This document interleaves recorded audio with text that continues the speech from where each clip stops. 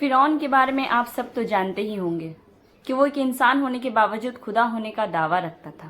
لوگوں سے ہی یہ قبول کرواتا تھا کہ وہ خدا ہے، اسے خدا مانے. لیکن اللہ و تبارک و تعالیٰ نے اس کے ساتھ کیا کیا، یہ سب چیز سے تو آپ واقف ضرور ہوں گے. فرعون کی بیوی حضرت آسیہ رضی اللہ تعالیٰ نے ایسا کیا جو ان کے نام کے آگے حضرت آسیہ رضی اللہ تعالیٰ، ان کا نام ایک ادب سے لیا جاتا ہے. آخر کیوں؟ فرعون کے بارے میں تو ہم سب جانتے ہیں. اس کی باڈی جو ہے ابھی تک ایک میوزیم میں رکھی ہوئی ہے. نہ اسے مٹی کھا رہی ہے اور نہ ہی سمندر اسے اپنا رہی ہے. آخر کیا ہے فرعون کی بیوی کی کہانی؟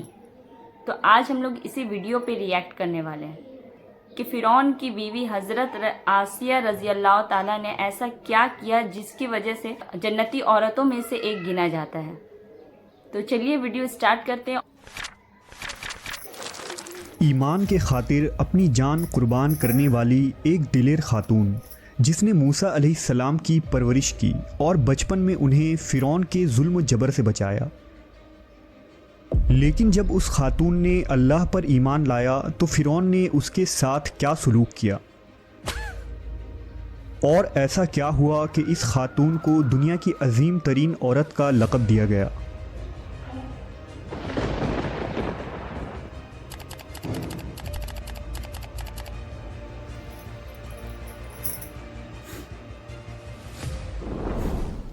فرعون مصر کا ایک ظالم و جابر بادشاہ تھا. اس نے مصر میں آباد قوم بنی اسرائیل کو غلام بنا رکھا تھا اور ان پر ظلم کے پہاڑ توڑتا تھا.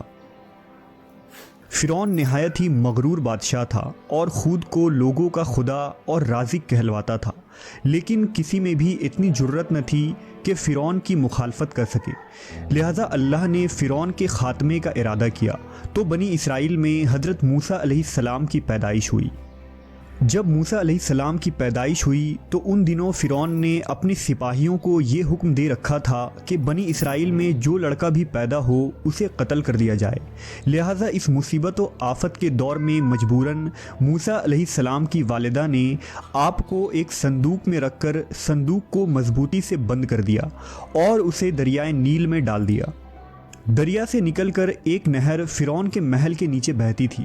اللہ کی قدرت یہ ہوئی کہ یہ صندوق دریائے نیل سے بہتے ہوئے اس نہر میں چلا گیا. اس وقت نہر کے کنارے فرعون کی بیوی آسیہ بنت مزاحم بیٹھ کر نہر کا نظارہ کر رہی تھی. آسیہ ایک خوبصورت اور نیک دل خاتون تھی اور وہ کسی بیماری سے شدید تکلیف میں تھی. فرعون نے اس کا بہت کچھ علاج کرایا تھا مگر وہ ناکام رہا. کہتے ہیں کہ کاہنوں نے اسے بتایا تھا کہ اے فرعون، ہم پیشن گوئی کرتے ہیں کہ اس دریا میں سے ایک آدمی تیرے محل میں داخل ہوگا. اگر اس کے منہ کی رال اس بیمار خاتون کے جسم پر ملی جائے گی تو اسے شفا ہو جائے گا. چنانچہ جب نہر میں بہتے اس صندوق پر آسیہ کی نظر پڑی تو اس نے ملازمین کو اسے نکالنے کا حکم دیا. جب اس صندوق کو پانی سے نکالا گیا اور اسے کھولا گیا اور ملکہ نے اس بچے کو دیکھا تو اسے یوں محسوس ہوا کہ ایک بجلی سی چمکی ہے جس نے اس کے دل کو منور کر دیا ہے. آسیہ کے دل میں اس بچے کی محبت نے گھر بنا لیا. اس بچے کا لعب دہن جیسے ہی ان کے ہاتھوں پر پڑا تو انہیں شفا ہو گئی. فرعون کی بیوی آسیہ کی بدن سے کوئی لڑکا نہ تھا اور وہ بے اولاد تھی. لہٰذا اس پاک دل خاتون کی ممتا جاگ اٹھی اور اس نے موسیٰ علیہ السلام کو گود لے لی.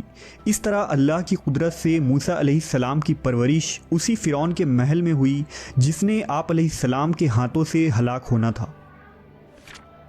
دراصل لفظ فرعون اس دور میں مصر کے بادشاہ کا لقب ہوا کرتا تھا. موسیٰ علیہ السلام کے قصے کے سلسلے میں دو فرعونوں کا ذکر آتا ہے.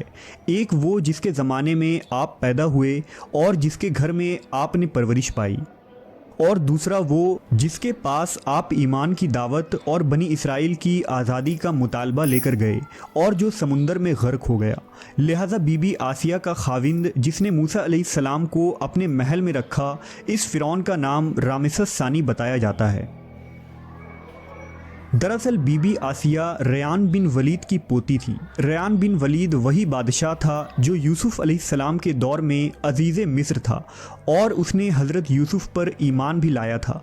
जब मिस्र पर किब्ती ख़ानदान की हुकूमत आई तो फ़िरौन ने अपनी ताकत के ज़ोर पर बीबी आसिया से शादी कर ली और उन्हें धमकी दी कि अगर उन्होंने शादी से इनकार किया तो उनके वालिदैन को कत्ल कर दिया जाएगा। लेकिन शादी के बाद भी अल्लाह ने हज़रत आसिया को फ़िरौन के शर से महफूज रखा और वो आप पर कादिर न हो सका। मवर्रखीन लिखते हैं कि अल्लाह ने फ़िरौन को नामर्द बना दिया था और बाज़ ने लिखा कि फ़िरौन को ऐसी बीमारी थी कि तबीबों ने उसे सारी उम्र सोहबत करने से मना कर दिया था, लिहाजा फ़िरौन कभी भी हज़रत आसिया के करीब न जा सका। ये भी अल्लाह की एक हिकमत थी ताकि बीबी आसिया फ़िरौन के नापाक जिस्म से महफूज रह सके। बहरहाल हज़रत मूसा की परवरिश फ़िरौन के महल में किसी शाही फ़र्द या शहज़ादे के मानिंद हुई। हर तरह के आराम व आराइश आपके लिए दस्तयाब थे, लेकिन किब्तियों के दरमियान ज़िंदगी गुजारने के बावजूद मूसा अलैहिस्सलाम फ़ितरी तौर पर उनसे मुख्तलिफ़ किरदार के मालिक थे। हज़रत मूसा फ़िरौन के गुरूर व तकब्बुर और खुदाई के दावों को नापसंद किया करते थे और हमेशा तौहीद के मुताल्लिक वाज़ेह बात किया करते जो फ़िरौन और उसके दरबारियों को नागवार गुज़रती थी। बहुत जल्द वो वक्त भी आ गया जब अल्लाह ने हज़रत मूसा अलैहिस्सलाम को नबूवत अता की और आप फ़िरौन के दरबार में इस्लाम की दावत लेकर तशरीफ़ लाए। उस वक्त फ़िरौन के मुतालबे पर जादूगरों और मूसा अलैहिस्सलाम के दरमियान सहर का मुकाबला हुआ, जिसमें हज़रत मूसा की असा हकीकी सांप में तब्दील हो गई और जादूगरों पर हक़ वाज़े हो गया कि ये अल्लाह के सच्चे रसूल हैं जिन्हें हमारी हिदायत के लिए भेजा गया है। जबकि फ़िरौन अपने अना और गुरूर पर कायम रहा और मूसा अलैहिस्सलाम के दावत का इनकार कर दिया। इसी दरबार में बीबी आसिया भी मौजूद थी, लिहाजा आपने जब ये सनसनी खेज मंजर देखा तो आपके दिल में फ़ौरन हक़ का नूर चमक उठा और आप मूसा अलैहिस्सलाम पर ईमान ले आईं। बीबी आसिया फ़िरौन मिस्र की बीवी और मलका थी। आपके पास माल व दौलत की कसरत थी, लेकिन इसके बावजूद आप गुरूर व तकब्बुर का शिकार नहीं थी, बल्कि आपका दिल गरीबों की मोहब्बत से सरशार और उन पर शफ़क़त व मेहरबानी के जज्बे से मामूर था। आप दिल खोल कर उन पर सदका व खैरात किया करती। इसी वजह से आपको उम्मुल मसाकीन यानी मिस्कीनों की माँ भी कहा जाता है।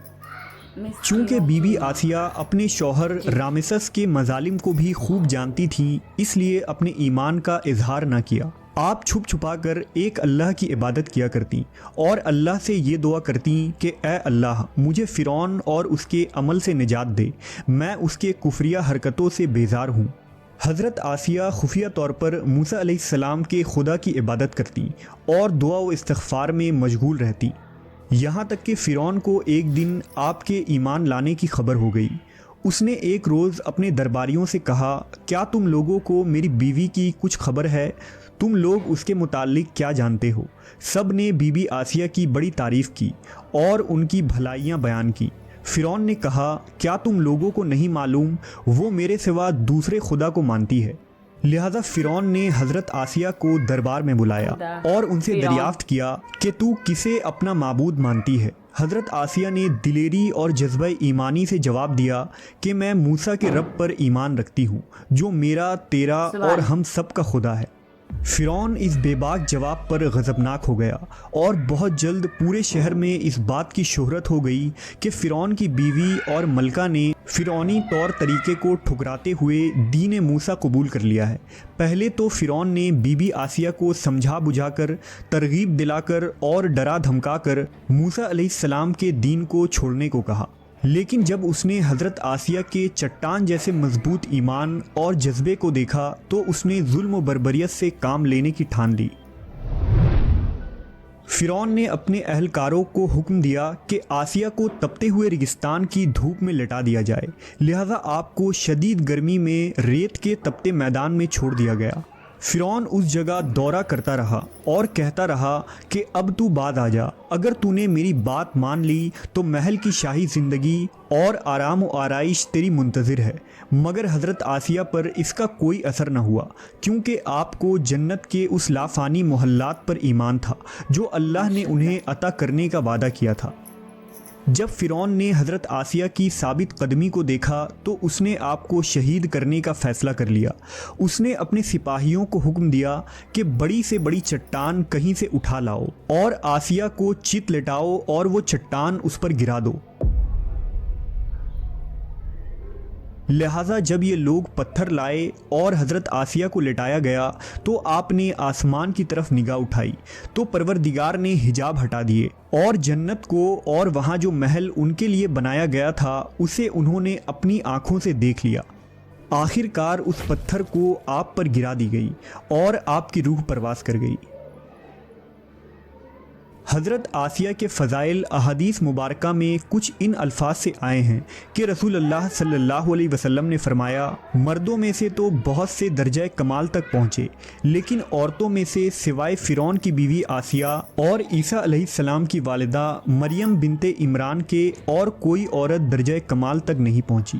اس طرح ایک اور روایت میں آتا ہے کہ آپ صلی اللہ علیہ وسلم نے فرمایا، جنتی عورتوں میں سب سے افضل خدیجہ بنت خویلد، فاطمہ بنت محمد اور فرعون کی بیوی آسیہ بنت مزاحم اور عیسیٰ علیہ السلام کی والدہ مریم بنت عمران ہیں۔ ایمان کی پکی ایک روایت میں آتا ہے کہ بی بی آسیہ کا نکاح جنت میں حضرت محمد صلی اللہ علیہ وسلم سے ہوگا، لہذا روایت ہے کہ رسول اللہ صلی اللہ علیہ وسلم نے فرمایا، جنت میں میرا نکاح مریم بنت عمران، موسیٰ کی بہن کلثوم اور فرعون کی بیوی آسیہ کے ساتھ ہوگا۔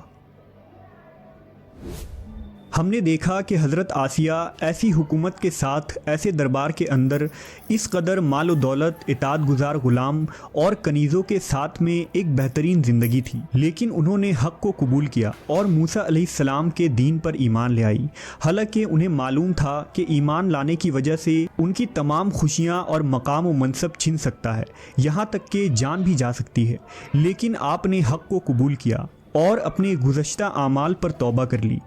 بلا شبہ توبہ کرنا اور ایمان پر مضبوطی سے قائم رہنا کوئی آسان عمل نہیں، لیکن جو شخص بھی اس دنیا کی مشکلات سے گزر کر اللہ کی اطاعت کرے گا اور انسانوں کے بجائے اللہ سے ڈرے گا تو آخرت میں اس کے لیے بہترین لافانی زندگی ہے۔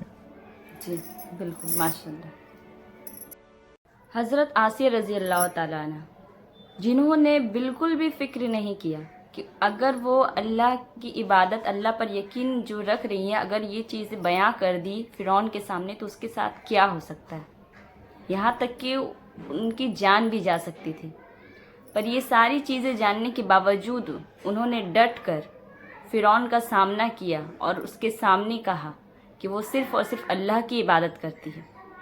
آج کل کے کچھ مسلمان ہیں جو حجاب اور ٹوپی داڑھی کو رکھنا سوچتے ہیں کہ لوگ مذاق بنائیں گے، اور ایک فرعون کی بیوی تھی جو ظالموں کے بیچ میں رہنے کے باوجود انہوں نے ڈٹ کر فرعون کا سامنا کیا اور فرعون کے سامنے یہ کہا کہ وہ صرف ایک اللہ کی عبادت کرتی ہے، نہ کہ فرعون کی۔ تو ہمیں حضرت آسیہ رضی اللہ تعالیٰ عنہ سے ایک سیکھ ملتی ہے کہ ہم کس طریقے سے اپنے ایمان کی مضبوطی رکھیں اور صرف اپنی ایک اللہ کی عبادت کریں۔ تو آئی ہوپ انسپائر ہوئے ہوں گے اس ویڈیو سے آپ سب،